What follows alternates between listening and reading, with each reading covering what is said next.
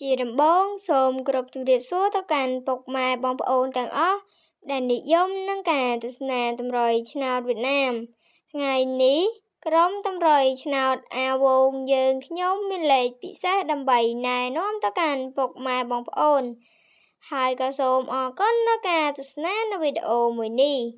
ប៉ុន្តែមុននឹងចូលដល់វីដេអូបើពុកម៉ែបងប្អូនមិនទាន់ជួយចុច like ក៏ដូចជាជួយ subscribe ទេសូមពុកម៉ែបងប្អូនកុំភ្លេចជួយចុច like ក៏ដូចជា subscribe ដាក់សញ្ញារូបកណ្ដឹងដើម្បីទទួលបានវីដេអូថ្មីៗ